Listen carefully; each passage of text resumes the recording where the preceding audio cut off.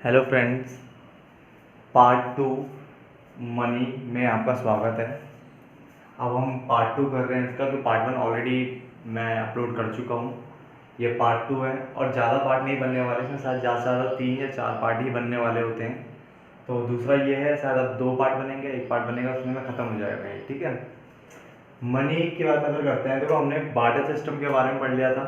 Barter system की limitations जो थी वो हमने पढ़ ली थी, और काफ़ी इजी भी है क्योंकि आप जो उसकी लिमिटेशन है वो अपने अकॉर्डिंग लिख सकते हो।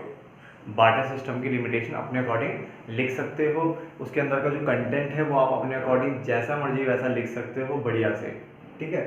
मनी की बात कर लेते हैं, ठीक है। मनी देखो, बार्टर के अकॉर्डिंग, अगर बार्टर जो इकोनॉमिस्ट था, ठीक है, बार्टर के अकॉर्डिंग जो हमारे इकोनॉमिस्ट थे उन्होंने कहा था कि मनी वो है जो मनी का काम करे, मनी वो है जो मनी का काम करे, ठीक है। इतनी सी डेफिनेशन दी थी उन्होंने, ठीक है। हिंदी मीडियम वालों में भी ये लिखा हुआ है कि मुद्रा वो है जो मुद्रा का काम करे। मनी को मुद्रा कहते हैं, तो मुद्रा वो है जो मुद्रा का काम करे, बस इतना ही कहा था उन्होंने। बट फिर उसके उतने से काम नहीं चलेगा, आपको एक अपनी प्रॉपर डेफिनेशन लिखनी होगी, ठीक है। और ये डेफिनेशन यहाँ से लेके यहाँ तक इतने में ही कंप्लीट हो जाती है, इतने में ही डेफिनेशन काफ़ी अच्छी मानी जाती है। अगर आप चाहो तो उसको फिर ये लाइन भी जोड़ करके डेफिनेशन को अच्छा खासा और बड़ा बना सकते हो, ठीक है। तो स्टार्ट करते हैं। Money is defined as a thing और ऑब्जेक्ट। मनी को एक ऐसी वस्तु बताया गया है दैट इज कॉमनली एक्सेप्टेड, जिसे एक्सेप्ट किया जाता है as a medium of exchange. यानी जब आप एक्सचेंज करते हो, खरीद बेचने वाला कोई काम करते हो, इधर एक्सचेंज करने वाला कोई काम हो, तो उसमें जो कॉमनली एक्सेप्ट किया जाता है उसे बोला हमने मनी बोला। यानी मनी एक ऐसी वस्तु है जिसको एक्सचेंज के टाइम पे कॉमनली यूज किया जाता है, ठीक है। आगे, it is an intermediate good. ये एक इंटरमीडिएट गुड होता है which is acceptable to both the parties, जो कि दोनों पार्टीज के लिए एक्सेप्टेबल है। ये आज ये खरीदेगा, ये भी इसको एक्सेप्ट कर सकता है, वो भी इसे एक्सेप्ट कर सकता है, ठीक है। That is I dot E dot, that is buyer and seller. यानी बायर भी इसे ले सकता है और सेलर भी इसे ले सकता है। नहीं, मनी एक ऐसी चीज हो गई है, ठीक है, कॉमन चीज हो गई जिससे कोई भी ले सकता है, और ये हमेशा इंटरमीडिएट होता है क्योंकि ये आगे फिर ट्रांसफर हो ही जाता है। मनी कभी भी एक जगह नहीं रह पाता, काफी टाइम तक आप स्टॉक में जमा कर सकते हो, बट बाद में दोबारा वो कहीं ना कहीं किसी और के पास चली जाती है, ठीक है। तो मनी एक ऐसी वस्तु है जो कि कॉमनली यूज होती है as a medium of exchange, complete definition है। It is an intermediate good. ये कैसे इंटरमीडिएट गुड है? अगर पेपर में आता है कौन सा गुड है, तो आप हमेशा बोलोगे मनी हमेशा इंटरमीडिएट गुड होता है, ठीक है, 1 नंबर के लिए, जो कि एक्सेप्टेबल होती है किसके लिए? बोथ बायर्स एंड सेलर, दोनों पार्टी के लिए। अब हमारे पास है फॉर्म्स से क्लासिफिकेशन ऑफ मनी, ठीक है। ये जो पोर्शन है बकवास है, फॉर्म्स और क्लासिफिकेशन ऑफ मनी, इतना पोर्शन बकवास है, बट ये चीजें काफी इंपॉर्टेंट है। जो नीचे इसके फॉर्म्स आने वाले हैं, मैं आपको 3-4 पढ़ाने वाला हूँ, ठीक है। तो पहले ये पढ़ी ले, थोड़ा सा देख लो पहले क्या लिखा है। फॉर्म्स है क्लासिफिकेशन ऑफ मनी। अगर हम बोले तो मनी को क्लासिफाई किया गया, money can be classified according to the relationship between, money can be classified into according to the relationship between the value of money. किसके बीच में रिलेशनशिप है? वैल्यू ऑफ मनी, यानी मनी की वैल्यू क्या है, और value of money as a commodity, या वस्तु के रूप में उसकी क्या वैल्यू है, ठीक है। Money can be defined according to the relationship between value of money and the value of money as a commodity, ठीक है, वस्तु के रूप में, ठीक है। इसको सिंपल सा मैंने एक लाइन लिखी थी यहाँ पे, ठीक है। इसको आप चाहो तो इग्नोर कर सकते हो क्योंकि हम ये पढ़ने वाले हैं, बट ध्यान रखना आपको बताना सब कुछ है, कुछ चीज नहीं छोड़नी है। सबसे पहले जो फॉर्म्स ऑफ मनी में हमारे पास है फिएट मनी, ठीक है। फिएट मनी की अगर हम बात करें, ये वो मनी होती है जो कि गवर्नमेंट के आदेश पर चलती है, गवर्नमेंट के ऑर्डर पर चलने वाली मनी को ही फिएट मनी कहते हैं, ठीक है। हिंदी में इसको आदेश मुद्रा कहते हैं। क्या कहते हैं? आदेश मुद्रा, यानी जो किसी के ऑर्डर पे चले, आदेश पर चले, उसे आदेश मुद्रा कहते हैं, ठीक है। तो the money issued by the legal authority, यानी ऐसी मनी जो कि कौन इशू कर रहा है? लीगल अथॉरिटी कर रही है, यानी गवर्नमेंट की बात कर रहा है, ठीक है। ऑफ एन इकोनॉमी, यानी किसी इकोनॉमी की अगर लीगल अथॉरिटी कोई मनी इशू करती है तो उसे फिएट मनी कहते हैं, such as coin and currency notes, ठीक है। कॉइन और currency notes are termed as fiat money, इसे फिएट मनी कहते हैं, यानी सरकार के आदेश पर चलने वाली मुद्रा को फिएट मनी कहते हैं। इन अदर वर्ड्स, दूसरी डेफिनेशन मैंने नीचे लिखी हुई है, fiat money is that money, ये वो मनी होती है which is issued by the order of the government, यानी जो गवर्नमेंट के ऑर्डर पे चलती है, साफ साफ यहाँ लिखी हुई है।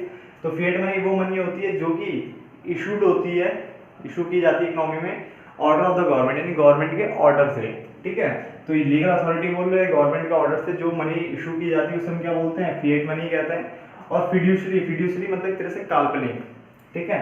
तो फिड्यूशरी मनी की अगर बात करें जो किसी के विश्वास पे चले, किसी के विश्वास पे चले, तो fiduciary money is that money, ये वो मनी है which is accepted as a medium of exchange, यानी जो एक्सचेंज करते वक्त एक्सेप्ट की जाती है बिकॉज ऑफ द ट्रस्ट, यानी विश्वास, ठीक है, बिटवीन द पेयर एंड पेई, यानी पेयर जो पे करने वाला और पेई जिसको मिलेगा, ठीक है, उन दोनों के विश्वास पे चलने वाली मुद्रा को यानी मनी को फिड्यूशरी मनी कहते हैं, ठीक है। हिंदी में, हिंदी वालों के लिए इसको न्यास मुद्रा कहते हैं, आधा नौ यास न्यास मुद्रा कहते हैं। तो फिएट मनी वो मनी होगी जो गवर्नमेंट के आदेश पे चल रही है, वो हमारी fiat money, order of the government done, issue की जाती है वाली। और फिड्यूशरी हो गया जो कि ट्रस्ट पे चल रही है, किसके ट्रस्ट पे, पेयर एंड पेई। पेयर वो बंदा होता है जो पे करता है, और पेई वो बंदा होता है जिसको मिलता है, हमेशा याद रखना इस बात को, ठीक है। आपने 11th क्लास में भी बिल ऑफ एक्सचेंज अगर पढ़ा है तो बिल ऑफ एक्सचेंज में भी आपने पेई वर्ड पढ़ा हुआ है। पेई वो पर्सन होता है जिसको लास्ट में पैसे मिलते हैं, डन। तो फिड्यूशरी भी हो गया जो कि ट्रस्ट पे चलती है, पेयर और पेई के, डन। फिएट हो गया जो कि ऑर्डर ऑफ द गवर्नमेंट के कारण इशू होती है। मनी एक ऐसी ऑब्जेक्ट है जो कॉमनली एक्सेप्ट की जाती है as a medium of exchange, और ये हमारा इंटरमीडिएट गुड होता है। ये बात आपको याद रखनी है कि हमारी कौन सी गुड होती है, इंटरमीडिएट गुड होती है मनी। क्लासिफिकेशन बताया कि ये रिलेशनशिप बताता है किसके बीच में, वैल्यू ऑफ मनी, मनी की वैल्यू, और मनी की value as a commodity, value of money, और साथ में मनी की वैल्यू, वैल्यू ऑफ मनी, और value of money as a commodity, done. तो आगे बढ़ते हैं, आगे थर्ड पॉइंट है इसका फुल बॉडीड मनी। क्या फुल बॉडीड मनी है, डन, थर्ड पार्ट। इसमें ये क्या कह रहा है, ये वो मनी होती है, it refers to that type of money where money value is equal to commodity value of money, ठीक है। ये वो मनी है, it refers to that type of money where money value is equal to commodity value of money, ठीक है। इसमें एक example आपको दे देता हूँ। देखो पहले ये क्या कह रहा है, ये कह रहा है कि जो मनी वैल्यू है वो इक्वल टू होनी चाहिए क्या, कमोडिटी मतलब वस्तु, कमोडिटी वैल्यू ऑफ मनी, यानी कमोडिटी के रूप में उसकी क्या वैल्यू है, ठीक है। तो ये कह रहा है मनी वैल्यू इक्वल होनी चाहिए कमोडिटी वैल्यू ऑफ मनी। देखो अभी आपके पास ना, देखो 5 रुपए का कॉइन होता है, 5 रुपए का कॉइन, ठीक है। बट पता है आजकल का जो 5 रुपए का कॉइन है, 2 रुपए का कॉइन है, वो काफी ज्यादा आपने देखा होगा हल्का है, जबकि पहले जो 5 रुपए का कॉइन आता था वो काफी हैवी था। 5 रुपए जो कॉइन था वो काफी हैवी कॉइन होता था, ठीक है। तो वो गवर्नमेंट ने बंद क्यों किए, इसके ऊपर आधे से ज्यादा बच्चों को नहीं पता कि वो बंद किए क्यों, ठीक है। तो मैं आपको बता देता हूँ कि इसका रीजन क्या था। जो 5 रुपए का जो पहला जो कॉइन होता था वो कॉइन काफी हैवी होता था, और लोग क्या करते थे, उन 5 रुपए की तस्करी करते थे। तस्करी कैसे की जाती थी बता देता हूँ आपको। वो 5 रुपए को क्या करते थे, बचा लेते थे अपने पास, और वो 5 रुपए को अगर पिघलाया जाता था तो वो 7 रुपए में बिकता था, यानी जो उसका मेटल था कितने बिकता था, 7 रुपए में जो पिघला के जो आता था, ठीक है, वो 7 रुपए में बिकता था। इसका मतलब क्या हुआ कि जो उसकी जो वैल्यू थी, ठीक है, 5 रुपए कॉइन जो लिखा हुआ था, ठीक है, उसकी कमोडिटी वैल्यू ज्यादा थी और मनी वैल्यू क्या थी उसकी कम थी। मनी वैल्यू से क्या थी, 5 रुपए कमोडिटी का वैल्यू अगर उसे बेचा जाए तो कितनी आ रही थी, ज्यादा आ रही थी। फिर औरों ने इसके ऊपर दिमाग लगाया तो उन्होंने देखा कि वो इसको पिघला करके, ठीक है, ये बांग्लादेश एंड ऑफ ने कहा, मुझे ध्यान नहीं है एक्जैक्टली, बट कहीं ना कहीं ये आगे बांग्लादेश से कहीं और जाकर के क्या होते थे, स्मगलिंग टाइप की होती थी इनकी, और उससे फिर जिलेट के ब्लेड्स बनाना एंड ऑल ये होता था। और जिलेट के ब्लेड्स आपको पता ही कितने महंगे बिकते हैं, ठीक है। तो जब गवर्नमेंट को पता चला कि 5 रुपये कॉइन तो अगर पिघलाया जाए तो 7 का बिक रहा है और बाहर इसकी तस्करी हो रही है, तो गवर्नमेंट ने क्या करा, इसको बंद ही कर दिया। किसको, 5 रुपये के कॉइन को बंद कर दिया, और उसने एक ऐसा कॉइन निकाला जिसको अगर पिघलाया भी जाए ना तो उसकी वैल्यू 5 रुपये तक ही आएगी या उससे कम ही आएगी, ज़्यादा आपकी नहीं आने वाली, तो उसकी तस्करी बंद हो जाएगी, ठीक है। यानी आज के टाइम पे जो आपके 5 रुपये 2 रुपये के जो कॉइन निकलते हैं उनकी मनी वैल्यू की कमोडिटी वैल्यू के इक्वल होती है, और उनसे पिघला लो तब भी उसमें उतने का बिकना है। बट पहले ऐसे नहीं था, पहले मनी वैल्यू के हिसाब से जो लिखा हुआ था वो 5 था, बट कमोडिटी वैल्यू देखूंगा उसको तो ज़्यादा की निकल जाती थी। डन। तो फुल बॉडीड मनी का मतलब वो मनी होती है जिसकी कमोडिटी वैल्यू और money value both are same, वो दोनों सेम होनी चाहिए। ठीक है। अब जैसे मान लो एक कागज का नोट लेते हैं, 10 रुपए का नोट देखते हैं, 2000 का नोट लेते हैं। ठीक है, ये 2000 रुपीज का नोट है, उसमें 2000 रुपये लिखा हुआ है तो वो 2000 का बन गया। ठीक है, अगर उतना ही मैं पेपर आपको अखबार काट के उतना ही बराबर आपको पेपर दे दूं, क्या वो 2000 का बन जाएगा? नहीं बन जाएगा। इसका मतलब उसकी कमोडिटी वैल्यू कुछ नहीं है, उस पेपर की कमोडिटी वैल्यू नहीं है, ज़्यादा नहीं है, बट उसकी मनी वैल्यू ज़्यादा है। बात समझ आ रही है? देखो यहाँ पे तो आपको वो देखना है जहाँ पे money value commodity value both are same, दोनों इक्वल हो जाएगा। मैं बता रहा हूँ कि ऐसे बहुत सारे केसेस होते हैं जहाँ पे मनी वैल्यू किसी में ज़्यादा होती है, जैसे कागज़ के नोटों में लिखा हुआ जो होता है वो ज़्यादा होती है, कमोडिटी की कोई वैल्यू नहीं होती, कागज़ की कोई वैल्यू नहीं है उसमें, 1 या 1.5 रुपये की पिक्चर बहुत बड़ी बात है। ठीक है, 2-2.5 रुपये, तो वो मनी वैल्यू वहाँ पे ज़्यादा। और कॉइन के केस में जो पहले कॉइन थे उसमें अगर देखें तो कमोडिटी वैल्यू ज़्यादा आती थी, मनी वैल्यू कम आती थी। ठीक है, तो इस सिचुएशन में कम ज़्यादा वाले फील्ड हम पढ़ेंगे, बट अभी हम जो पढ़ रहे हैं वो फुल बॉडीड मनी है, जहाँ पे हमें पढ़ना है कि मनी वैल्यू कमोडिटी वैल्यू दोनों क्या होनी चाहिए? इक्वल होनी चाहिए।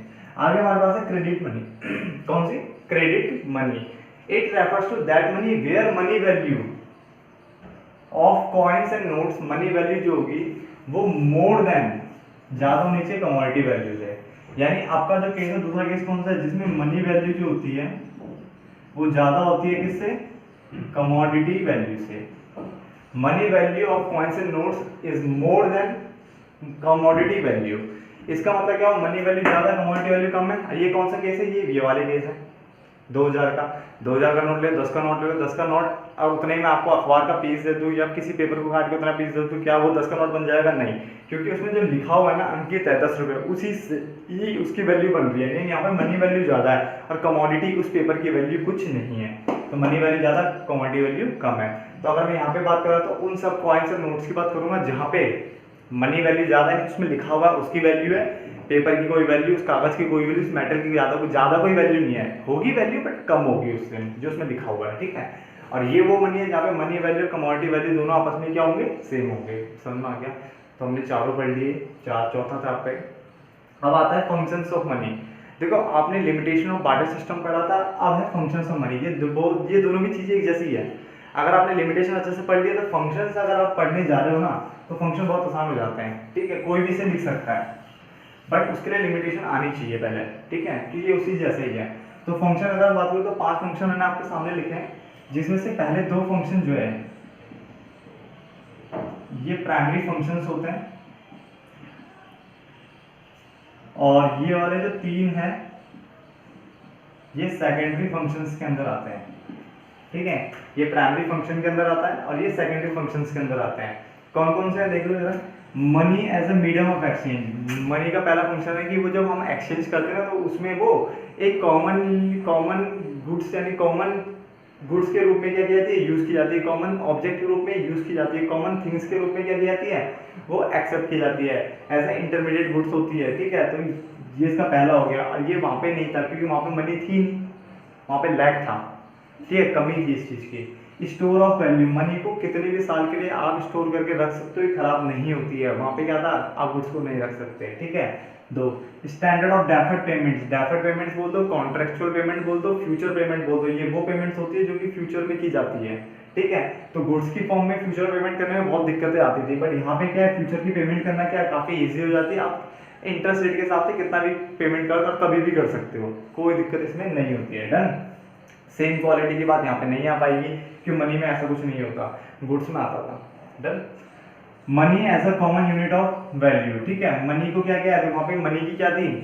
लैकनेस थी, मतलब मनी वहाँ पे नहीं था, यहाँ पे मनी है और उसको कॉमनली क्या किया जाता है? एक्सेप्ट किया जाता है। और किसी भी गुड्स को आप मनी की फॉर्म में आप क्या कर सकते हो? मेजर कर सकते हो। यहाँ पे ये है कि मनी को किसी भी गुड्स को इजीली मनी की फॉर्म में मेजर कर सकते हो। अगर आपको आप अपना कोई चीज़ ट्रांसफर भी करनी है, जैसे घोड़ा, किसी को घोड़ा देना था, घोड़े वाला एग्जांपल दिया था मैंने। ठीक है, तो वो क्या आधा घोड़ा काट के दे, अगर उसमें वाला एक के पास घोड़ा है, दूसरे के पास जूते हैं, और घोड़े वाले को जूते चाहिए और जूते वाले को घोड़ा चाहिए, तो एक जोड़ी जूते के लिए क्या पूरा घोड़ा थोड़ी ना दे देगा। ठीक है, तो वहाँ ट्रांसफर करने में भी दिक्कत आती थी, मेजर करने में दिक्कत आती थी। ठीक है, बट यहाँ पे बहुत ईजी हो गया। अब वो उतना ही पैसा देगा जितना जूतों की वैल्यू है, ठीक है। वो पूरा घोड़ा नहीं देगा उसे, या घोड़े को काट करके नहीं देगा, उसकी टांगे नहीं देगा, ऐसा कोई हिसाब यहाँ पे नहीं है। तो money as a medium of exchange, store of value, standard of deferred payment, money as a common unit of value और ट्रांसफर ऑफ वैल्यू। ये पॉइंट्स पहले 2 प्राइमरी फंक्शंस के अंदर आते हैं, दूसरे 3 जो है सेकेंडरी फंक्शंस के अंदर आते हैं। और अब यहाँ पे इसे बता दूं, ये भी आपको पता होना चाहिए प्राइमरी और सेकेंडरी के बारे में। 1 नंबर में अगर आ गया तो आपको पता होना चाहिए कि मनी का सेकेंडरी फंक्शन है या प्राइमरी फंक्शन है, पता होना चाहिए, ठीक है। आधे बच्चों को ये पता नहीं होता है। अब तुम्हारे दिमाग में आ रहा होगा कि मैं पॉइंट को एक्सप्लेन क्यों नहीं कर रहा हूँ रिटर्न फॉर्म में, कि जैसे मैंने लिमिटेशन एक्सप्लेन की थी तो इनको भी एक्सप्लेन करना चाहिए था, बट मैं नहीं करने वाला अभी।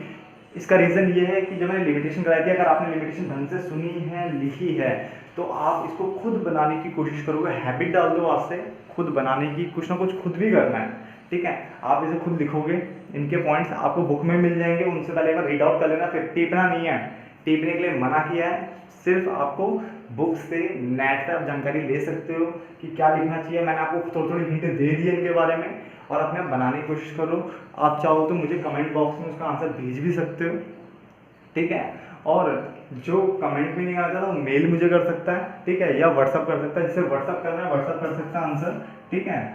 नंबर मैं लिख देता हूँ 9560897442, 9560897442। आप इस पर व्हाट्सअप भी कर सकते हो अपने आंसर को कि आपने लिखा कैसा है। देन मैं आपको बता दूंगा कि आपका लिखने का तरीका सही है, इंग्लिश में कहाँ तक दिक्कत है, ठीक है। और इंग्लिश से डरना नहीं है, इंग्लिश में अगर गलती है भी तो कोई दिक्कत नहीं, अभी वो गलती सुधारी जा सकती है, बट बाद में अगर होगी तो दिक्कत हो जाएगी, ठीक है।